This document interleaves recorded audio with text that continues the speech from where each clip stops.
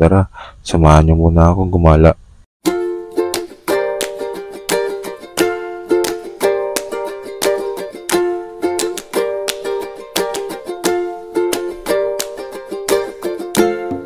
Nakarating na rin kami dito sa Pantalan. Bale, sasakay kami ng ferryboat papuntang Iloilo. Kaya kung natataka kayo kung bakit iiwan namin yung motor namin dito sa Pantalan dahil nga mahirapan din kami sa Iloilo dahil nga yung mga daan doon ay sarado dahil nga sa Dinagyang Festival.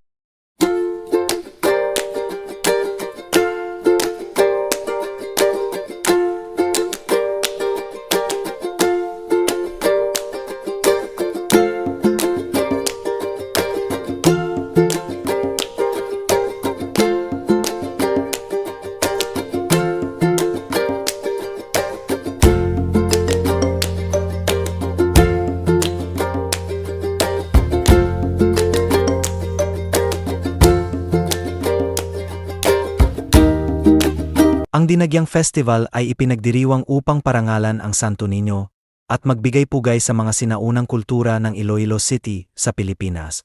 Ito ay isang relihiyosong pagdiriwang na nagpapakita ng debosyon ng mga tao kay Santo Niño, ang mahalagang sagisag ng Jesus na sanggol sa Kristiyanong pananampalataya. Sa pamamagitan ng mga sayaw, paligsahan, at iba't ibang pagtatanghal, ipinapakita ng mga taga-Iloilo ang kanilang kagitingan at pagmamahal sa kanilang relihiyon at kultura. Bukod dito, ang Dinagyang Festival ay nagbibigay din ng pagkakataon sa mga lokal na negosyo at turismo sa lugar. Nagdadala ng mga bisita mula sa iba't ibang bahagi ng Pilipinas at maging mula sa ibang bansa.